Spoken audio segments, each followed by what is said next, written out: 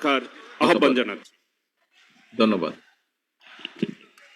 ধন্যবাদ। বিসমিল্লাহির রহমানির রহিম। শহীদ রাষ্ট্রপতি জিয়া রহমানের ৮৯তম জন্মবার্ষিকী উপলক্ষে বাংলাদেশ জাতীয়তাবাদী দল আয়োজিত আজকের এই আলোচনা সভার সম্মানিত সভাপতি, বাংলাদেশ জাতীয়তাবাদী দলের সম্মানিত মহাসচিব জনাব মির্জা ফখরুল ইসলাম আলমগীর, মঞ্চে উপস্থিত স্থায়ী কমিটির সম্মানিত সদস্য সহ সম্মানিত আলোচকবৃন্দ এবং আমার সামনে উপস্থিত এই মঞ্চের সামনে এবং এই ঘরের বাইরে বিএনপি সহ সকল অঙ্গ সহযোগী সংগঠনের প্রিয় ভাই বোন নেতা কর্মীরা, আসসালামু আলাইকুম। আমি আসলে বক্তব্য রাখার জন্য প্রস্তুত ছিলাম না, কারণ আমার যতটুকু মনে আছে গতকাল যখন অনুষ্ঠানটা নিয়ে আমরা আলোচনা করেছি, বক্তব্যের কারা বক্তব্য রাখবেন, আলোচনা করবেন, সেখানে মোটামুটি ভাবে একটি সিদ্ধান্ত ছিল যে আমি নেতৃবৃন্দ যারা আছেন, শহীদ জিয়া, দেশনেত্রী খালেদা জিয়ার সাথে যারা কাজ করেছেন, কাছে থেকে দেখেছেন, ওনারা ওনাদের মূল্যবান পরামর্শ বা বক্তব্য রাখবেন। কিছুক্ষণ আগে আমাকে জানানো হলো যে আমাকে দুটি কথা বলতে হবে। আমি মানসিকভাবে ঠিক প্রস্তুত ছিলাম না। প্রিয় নেতৃবৃন্দ, প্রিয় সহকর্মীবৃন্দ, আমরা আজকে এখানে আলোচনা করেছি শহীদ জিয়া যখন বিভিন্ন সময় আমাদের মুক্তিযুদ্ধ থেকে শুরু করে, মুক্তিযুদ্ধে তার ভূমিকা থেকে শুরু করে যখন দেশ পরিচালনার দায়িত্ব উনি পেয়েছেন, এই পুরো সময়টা আমরা আলোচনা করেছি। কিভাবে মুক্তিযুদ্ধকে সংগঠিত করার চেষ্টা করেছেন, কিভাবে নিজে উপস্থিত থেকে, মেজর হাফিজ সাহেবের কাছে আমরা শুনেছি, নিজে উপস্থিত থেকে যুদ্ধ, অস্ত্র হাতে যুদ্ধ করেছেন যুদ্ধের ময়দানে। আমরা নেতৃবৃন্দের কাছ থেকে শুনেছি যে কিভাবে পরবর্তীতে যখন দেশ পরিচালনা সুযোগ পেয়েছিলেন, সেই সময় কিভাবে কোদাল হাতে খাল খননের মাধ্যমে, সিম্বলিক ভাবে যদি আমরা বলি, খাল খননের মাধ্যমে দেশকে পুনর্গঠনের চেষ্টা করেছেন। প্রিয় সহকর্মীবৃন্দ, আমি মাঝে মাঝে একটি কথা বলি, এখানে আপনারা যারা আজকে ঘরে সামনে উপস্থিত আছেন, মঞ্চ থেকে শুরু করে ঘরের সামনে, ঘরের বাইরে যারা উপস্থিত আছেন, আপনারা প্রত্যেকেই এক একজন রাজনৈতিক কর্মী। রাজনৈতিক কর্মী হিসাবে আমরা বেশ কয়েকটি ব্যাপারে গর্ব অনুভব করি। আমাদের দলের ক্ষেত্রে আমরা প্রত্যেকটি নেতাকর্মী গর্ব অনুভব করি।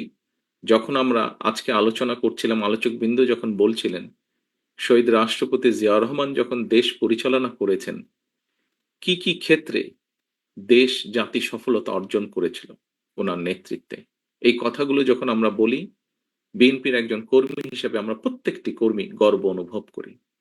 আমরা যখন আলোচনা করি পরবর্তীতে দেশনেত্রী খালেদা জিয়ার সময় দেশ এবং জাতি, যখন দেশ পরিচালনা করেছেন দেশনেত্রী খালেদা জিয়া, দেশ এবং জাতি কি কি অগ্রগতি অর্জন করেছে, আমরা গর্ব অনুভব করি। সহকর্মীবৃন্দ, আপনারা যখন আপনাদের এলাকায় যান, মানুষের সাথে কথা বলেন, বের হন, দলীয় কোনো কর্মসূচি পালন করেন, তখন যখন দেখেন আপনাদের পিছনে শত হাজার মানুষ সমবেত হয়েছে, আপনাদের মিছিলে শত হাজার মানুষ যোগদান করেছে, আপনাদের বুকটা অনেক ভরে যায়। সহকর্মীবৃন্দ, আমরা রাজনীতি করছি, কেন রাজনীতি করছি, কার জন্য করছি? দেশের জন্য করছি, দেশের মানুষের জন্য করছি। একজন রাজনীতিবিদ হিসাবে যেই গর্বের কথাগুলো বললাম, এর পাশাপাশি বোধহয় আরেকটি বিষয় আছে। বিষয়টি আমরা মাঝে সাঝে আলোচনা করি, আমরা যারা পেছনে রয়ে যাই তারা আমরা আলোচনা করি।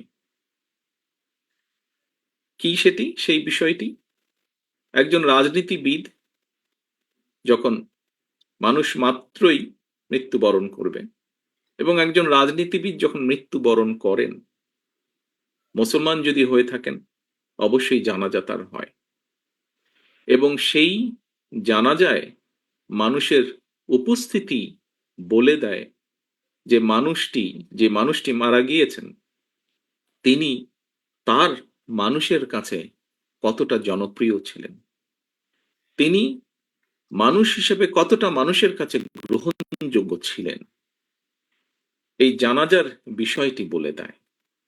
এখানে ডক্টর মোশাররফ সাহেব শহীদ রাষ্ট্রপতি জিয়া রহমানের জানাজার কথা উল্লেখ করেছেন ওনার বক্তব্যে।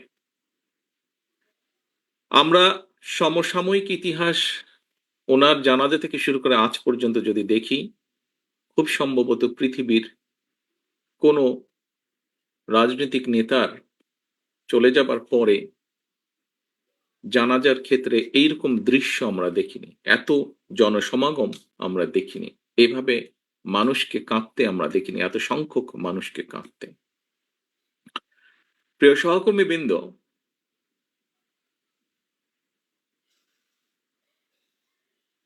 আমার মনে হয় যে আমাদের প্রত্যেকে মানুষ এখানে যারা আজকে আমরা উপস্থিত আছি, প্রত্যেকে আমাদেরকে একদিন চলে যেতে হবে।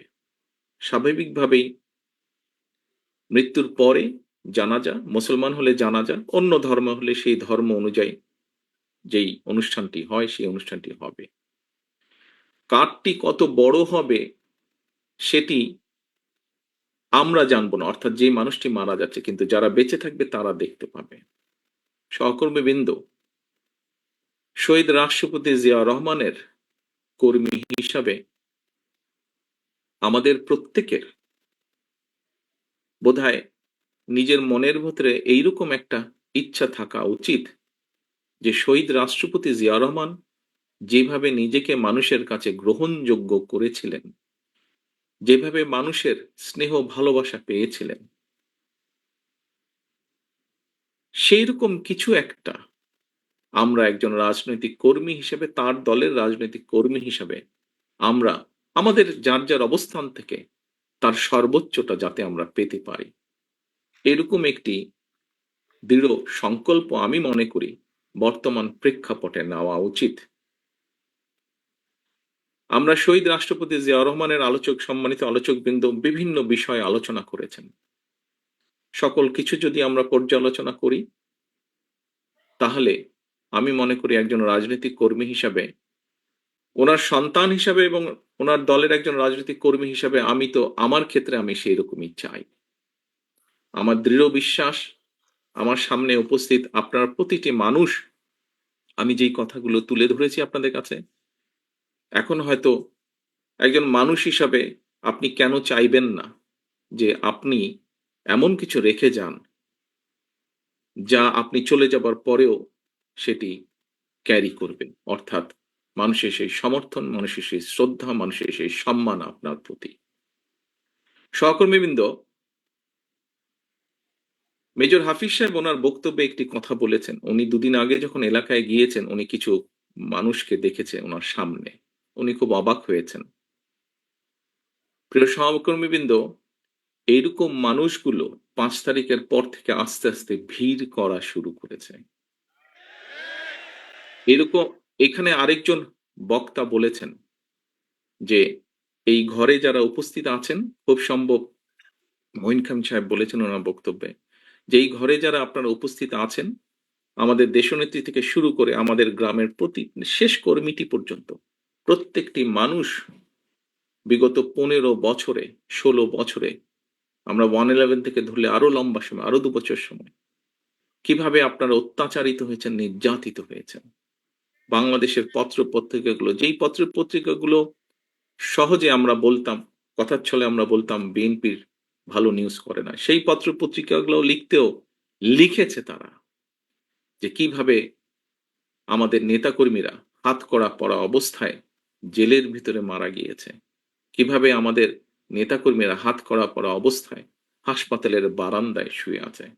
প্রিয় সহকর্মীবৃন্দ, এই ঘটনাগুলো, এই দৃশ্যগুলো নিশ্চয়ই আপনারা ভুলে যাননি। আপনারা যদি ভুলে না গিয়ে থাকেন প্রিয় সহকর্মীবৃন্দ, তাহলে আপনাদের প্রত্যেকের মনে আজকে একটি প্রশ্ন বা জিজ্ঞাসা আসা উচিত যে কেন আমরা ওই যে হাফিজ সাহেবের যাদেরকে দেখেছেন, কেন এই মানুষগুলোকে আমরা আমাদের আশেপাশে ভিড় করতে দেব? কারণ শহীদ রাষ্ট্রপতি জিয়া রহমানের প্রতি এখনো যে মানুষের ভালোবাসা, শ্রদ্ধা আছে, সেটিকে ধরে রাখার দায়িত্ব আমাদের। উনার যেই পরিকল্পনা, যেই আশা, যেই আকাঙ্ক্ষা নিয়ে আমরা আলোচনা করেছি, উনার যেই সফলতাগুলো নিয়ে আমরা আলোচনা করেছি, যা দেশ এবং দেশের মানুষকে উপকৃত করেছে, সেগুলোকে যদি আমাদের কন্টিনিউ করতে হয়, তাহলে অবশ্যই আমাদেরকে যেমন সতর্ক হতে হবে, আমাদের প্রত্যেকটি নেতাকর্মীদেরকে যেরকম সতর্ক হতে হবে, সচেতন হতে হবে, একসাথে একইভাবে যেটি মহাসচিব সাহেব ওনার বক্তব্যে বলেছেন যে মানুষের পাশে গিয়ে দাঁড়াতে হবে। দেখুন, শহীদ রাষ্ট্রপতি জিয়া রহমানের যতগুলো কম বেশি ভিডিও আছে, তখন তো আর ভিডিও ক্যামেরা ছিল না, প্রজেক্টর ছিল, অনেক নষ্ট হয়ে গেছে। বিশেষ করে আমরা যেটা জানি, বিগত সরকারের সময় অনেক এরকম ডকুমেন্ট যেগুলা সরকারি জিম্মায় ছিল নষ্ট করে ফেলা হয়েছে। তারপরেও যতটুকু আমরা দেখি এখন, দেখবেন প্রত্যেকটি ভিডিওতে, মানে ১০০ টি যদি থাকে, তার মধ্যে শতকরা ৮০ টি ভিডিও, ৭০ থেকে ৮০ টি ভিডিওতে দেখবেন উনি কিন্তু গণমানুষের কাছে, হয় গ্রামের মেঠো পথ দিয়ে হেঁটে যাচ্ছেন, অথবা খাল কাটছেন, অথবা গ্রামের কোনো একটি গৃহস্থের সাথে, কৃষকের সাথে কথা বলছেন। অর্থাৎ মানুষের মধ্যেখানে আছেন, অথবা স্কুলের শিশুদের সাথে কথা বলছেন, অথবা শিক্ষকদের সাথে। অর্থাৎ সোজা কথা, উনি মানুষের কাছে আছেন। তো আমরা তো উনারই নেতাকর্মী, আমরা তো উনারই ফলোয়ার। তাহলে কেন আমরা এই কাজটি করতে পারবো না? প্রিয় সহকর্মীবৃন্দ, রাজনৈতিক দল হিসাবে, একটি গণতান্ত্রিক রাজনৈতিক দল হিসাবে আমরা তো এক্সপেক্ট করবই, এবং শুধু এটা আমাদের এক্সপেকটেশন বা আশা না। এই অধিকারটিকে বঞ্চিত করা হয়েছিল গত ১ যুগেরও বেশি সময় ধরে, এবং এই অধিকারকে প্রতিষ্ঠিত করার পক্ষে বাংলাদেশের প্রত্যেকটি মানুষ সচেতন, প্রত্যেকটি গণতান্ত্রিক মানুষ। কি সেটি? সেটি ভোটের অধিকার, ভোটকে প্রতিষ্ঠিত করা। আমি বিগত ১ যুগেরও বেশি সময় ধরে বাধ্য হয়ে প্রবাসে থাকতে হচ্ছে আমাকে। আমি এমন একটি দেশে আছি যেখানে গত ৪০০ বছর ধরে গণতন্ত্র প্র্যাকটিস হচ্ছে। আমরা গণতান্ত্রিক দেশ, উন্নত দেশ, মানুষের গণতান্ত্রিক অধিকারের দেশ বললে প্রথমেই ব্রিটেনের কথা চোখের সামনে ভেসে ওঠে।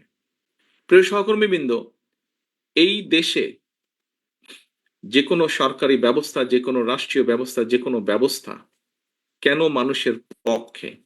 তার একটি মূল কারণ হচ্ছে এই দেশের মানুষের ভোটের অধিকার প্রতিষ্ঠিত রেখেছে তারা।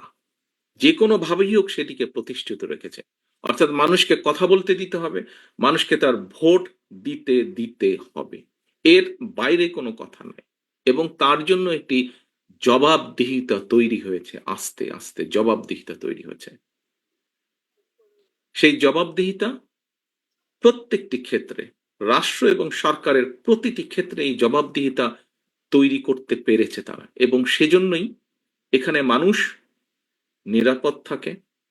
এখানে মানুষ রাষ্ট্রকে, সরকারকে ভয় পায় না, বরং সরকার মানুষকে ভয় পায়, এবং সেই জন্য সরকার প্রতিনিয়ত সচেতন থাকে কিভাবে দেশের মানুষকে ভালো রাখা সম্ভব হয়।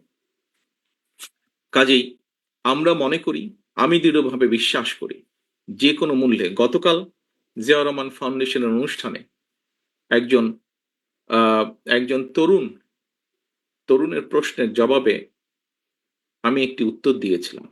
প্রশ্নটি করেছিল আরেকজনকে, বাট উনি বলার পরে আমি অ্যাড করেছিলাম আমার মনের কথাটি। সেটি হচ্ছে, বাংলাদেশে আমরা অনেকগুলো রাজনৈতিক দল আছি। বিভিন্ন রাজনৈতিক দলের বিভিন্ন মতবাদ আছে, বিভিন্ন আদর্শ আছে, থাকতে পারে, থাকাটাই স্বাভাবিক, থাকাটাও উচিত। তবে একটি ব্যাপারে আমাদের সকলকে একটা জায়গায় মনে হয় আসা উচিত, অর্থাৎ যে কোনো মূল্যে আমি আমার আদর্শের কথা বলবো, আরেকজন আরেকজনের আদর্শের কথা বলবে, আমি সুযোগ পেলে আমার আদর্শ বাস্তবায়ন করব, জনগণ যদি আমাকে সুযোগ দেয়। অন্য কেউ সুযোগ পেলে তাকে যদি জনগণ সুযোগ দেয়, সে তার আদর্শ বাস্তবায়ন করবে, যা তার জনগণের সামনে উপস্থাপন করবে। বাট একটি ক্ষেত্রে যে কোনো মূল্যে এক জায়গায় আমাদেরকে থাকতে হবে।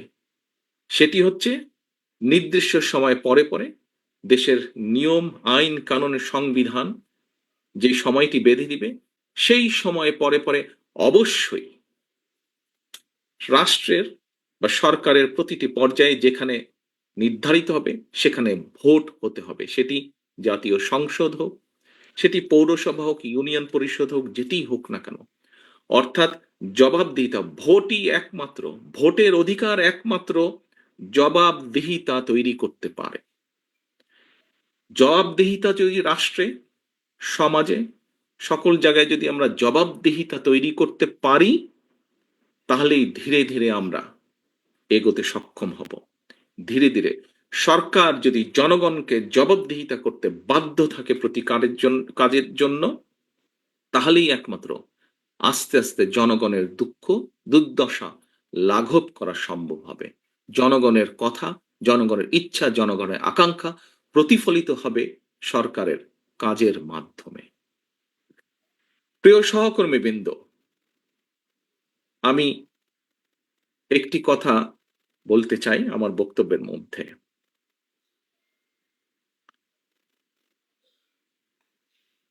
হাফিজ সাহেবের আবারও উদাহরণটি আমি টানতে চাই। ওই যে মোটরসাইকেল বহর, আপনারা বিগত ১৬-১৭ বছর অনেকভাবে নির্যাতিত হয়েছেন। আমরা মোটামুটি একটি গড় হিসেবে জানি, বাংলাদেশ জাতীয়তাবাদী দলের ৬০ লক্ষ নেতাকর্মীর নামে বিভিন্নভাবে মিথ্যে গায়েবী মামলা আছে, নির্যাতিত, অত্যাচারিত। শুধুমাত্র জুলাই আগস্ট মাসে যে আন্দোলন, জনগণের যে আন্দোলন, সেখানে বাংলাদেশ জাতীয়তাবাদী দলেরই প্রায় ৫০০ মতন নেতাকর্মী শহীদ হয়েছেন। বহু হাজার, শত হাজারের মতন নেতাকর্মী বিভিন্নভাবে জখম হয়েছেন। আমরা কি এতগুলো বাংলাদেশ জাতীয়তাবাদী দলের নেতাকর্মীরা যারা অত্যাচার নির্যাতন সহ্য করেছে, এই যে ৬০ লক্ষ মানুষ বা তারও বেশি সংখ্যক মানুষ, আমরা কি ওই মোটরসাইকেল বহরের যারা, তাদেরকে সুবিধা দেওয়ার জন্য এই অত্যাচার নির্যাতন সহ্য করেছি? অবশ্যই নয়, অবশ্যই নয়। সহকর্মীবৃন্দ, মানুষ হিসাবে আমরা বিভ্রান্ত হয়তো হতেই পারি, কিন্তু যে পরিস্থিতির ভিতর দিয়ে আজকে এই মুহূর্তে আমরা যেখানে এসে দাঁড়িয়েছি, সহকর্মীবৃন্দ, আমি বিনীত হাতে আপনাদের কাছে করজোড়ে অনুরোধ করব, এই ঘর বা এই ঘরের বাইরে নয়, সমগ্র বাংলাদেশে শহীদ রাষ্ট্রপতি জিয়াউর রহমান এবং দেশনেত্রী বেগম খালেদা জিয়ার যত সৈনিক, যত কর্মী আছেন, আপনাদের কাছে বিনীতভাবে অনুরোধ করব, দয়া করে আপনারা ওই মোটরসাইকেল আলাদেরকে ভিড় করতে দেবেন না। দয়া করে আপনারা নিজেদের প্রত্যেককে, দয়া করে আপনারা শহীদ রাষ্ট্রপতি জিয়াউর রহমানের জানাজার চিত্রটা মনে করবেন এবং দয়া করে আপনারা বিভ্রান্ত হয়ে কোনো কাজ, বিভ্রান্তিকর কোনো কাজ করা থেকে বিরত থাকেন। সহকর্মীবৃন্দ, কথা প্রসঙ্গে সবাই বলে যে একটি নিরপেক্ষ নির্বাচন হলে, বিভিন্ন আলোচক বৃন্দ বলেন যারা বিএনপি করেন না, আপনারা বিভিন্ন টক শো দেখেন, আমিও দেখি, বরং হয়তো চেষ্টা করি একটু বেশি দেখতে, যেহেতু দেশ থেকে দূরে আছে। অনেকেই বলেন যে একটি দেশে স্বাভাবিক, সুষ্ঠু, নিরপেক্ষ নির্বাচন হলে বাংলাদেশ জাতীয়তাবাদী দলের সর্বোচ্চ সম্ভাবনা আছে সরকার গঠন করার। সহকর্মীবৃন্দ, আমি আপনাদের কাছে একটি প্রশ্ন রাখতে চাই। সেই মোটরসাইকেল আলাদের তাদের নিজ স্বার্থ উদ্ধারের জন্য, বা আমাদের কিছু নেতাকর্মী বিভ্রান্ত হয়ে যদি এমন পরিস্থিতির উদ্ভব হয় যেখানে অন্য কেউ সরকার গঠন করল, তাহলে কি আপনি মনে করেন আপনি খুব ভালো থাকতে পারবেন? আপনি বলতে আমি, বাংলাদেশে যদি ১ কোটি বিএনপির নেতাকর্মী থাকে, সবকিছু মিলিয়ে আমি এই ১ কোটি মানুষকেই বলছি। আপনারা কি ভালো থাকতে পারবেন? কারা চলে আসবে, কি চলে আসবে আমরা জানি না। তবে আর যাই হোক সেটা আপনাদের কারো জন্য ভালো হবে না, আমাদের কারো জন্য ভালো হবে না। প্রিয় সহকর্মীবৃন্দ, কোনো কারণে যদি অন্য কেউ সরকার গঠন করে, একজন রাজনৈতিক কর্মী হিসেবে আপনার এতটুকু চিন্তা, এতটুকু সেন্স থাকতে হবে। অন্য কেউ যদি সরকার গঠন করে, বাংলাদেশের রাজনৈতিক প্রেক্ষাপটেই হোক, আন্তর্জাতিক রাজনৈতিক প্রেক্ষাপটের ক্ষেত্রেই হোক, সেটা কি দেশ এবং জাতির জন্য খুব ভালো হবে? আমি দৃঢ়ভাবে বিশ্বাস করতে চাই যে আপনারা পরবর্তী যে সেকেন্ড নাটা বললেন, আপনারা বুঝে শুনেই নাটা বলেছেন। প্রিয় সহকর্মীবৃন্দ, আপনারা যদি বুঝে শুনে নাটা বলে থাকেন তাহলে আপনারা সঠিক বলেছেন, এবং তাই যদি হয়ে থাকে, দুটো প্রশ্ন করেছি আপনাদের, দুটোতেই আপনারা না বলেছেন। প্রিয় সহকর্মীবৃন্দ, এই নাটি যদি আপনারা বুঝে শুনে এবং সত্যিকার ভাবে না বলে থাকেন, এখনো আমাদের হাতে সময় আছে মানুষের পাশে গিয়ে দাঁড়ানো। এখনো আমাদের সময় আছে, এখনো আমাদের কাছে সময় আছে মানুষ যেভাবে চায় সেভাবে চলার জন্য। দিন শেষে কিন্তু রাজনৈতিক দল হিসাবে, রাজনৈতিক কর্মী হিসেবে যাই হোক, দিন শেষে কিন্তু আপনাকে ওই লোকটার কাছে, ওই মানুষটার কাছে, ওই ভোটারটার কাছে আপনাকে যেতে হবে। এটা তো বোঝেন নাকি? এটা তো বোঝেন। আমরা দুদিন আগে দুদিন আগে আমি একজন ব্যক্তির টক শো দেখছিলাম। উনি কথা প্রসঙ্গে বলছিলেন, সেই আলোচক কথা প্রসঙ্গে বলছিলেন যে উনি এখনো ঠিক বুঝে উঠতে পারছেন না, যেই স্বৈরাচার পালিয়ে গিয়েছে তারা আবার মাথাচাড়া দেওয়ার চেষ্টা করছে। চেষ্টা ঠিক আছে, করতেই পারে তারা, কিন্তু তারা যদি ভোটের মাঠে নামে, কি নিয়ে তারা মানুষের সামনে হাজির হবে? পেছনের গুলা বাদই দিলাম, উনি বলছেন যে পেছনের গুলো না হয় বাদই দিলাম, এই অগাস্ট জুলাই জুলাই অগাস্ট মাসে যে হত্যাকাণ্ড ঘটেছে, প্রায় ১.৫ থেকে ২,০০০ মানুষকে যে হত্যা করেছে, প্রায় ৩০,০০০-এর মতন মানুষকে যে তারা জখম করেছে, ইউনিসেফের বক্তব্য অনুযায়ী ৬৪টা শিশুকে তারা হত্যা করেছে, এর জবাব তারা মানুষের সামনে কি দিবে? এই জবাবগুলো তো তাদেরকে দিতেই হবে। প্রিয় সহকর্মীবৃন্দ, আমরা যদি সেই দিনটি আসা পর্যন্ত আমাদের ভিতরে যদি কেউ কিছু করে, জবাব তো আপনাকে দিতে হবে। যখন আপনি দুদিন পরে ভোটের জন্য মানুষের কাছে যাবেন, আপনাকে জবাব দিতে হবে না? সে বলে সে যদি বলে যে এই মিয়া, তোমার ওই লোক এসে আমার সাথে এই ব্যবহার করেছে বা আমার প্রতি এই অন্যায় অবিচার করেছে, তোমার দলের লোক এসে, আপনি কি জবাব, আপনি কি যদি তখন যদি শুধু জবাব দেন, ভাই ওকে তো চিনি না, ও দলের কেউ না, তাতে কি হয়ে যাবে? তাতে তো হবে না। প্রিয় সহকর্মীবৃন্দ, আমাদের সামনে উদাহরণ আছে, একদম কটকটা একদম পরিষ্কার উদাহরণ আছে। জনগণ যখন ক্ষিপ্ত হয়, জনগণ কিভাবে স্বৈরাচারকে খেদিয়ে দেশ থেকে পালিয়ে যেতে বাধ্য করে।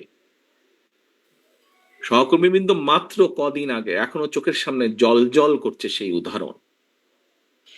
জনগণ যদি ক্ষিপ্ত হয়, যতই মনে মনে তৃপ্তি বোধ করেন বিএনপি সবচেয়ে বড় দল, আমি জানি হয়তো আমার এই কথাটার কিছু কিছু রিয়াকশন হলেও হতে পারে, বিভিন্ন জন বিভিন্ন ভাবে টুইস্ট করতে পারেন। দলীয় প্রোগ্রাম বলছি, তারপরে এটা তো দলীয় থাকবে না, এখানে সাংবাদিক ভাইয়েরা আছেন, ইন্টারনেটে কানেক্টেড, এটা বেরিয়ে যাবে। বিষয়টি হচ্ছে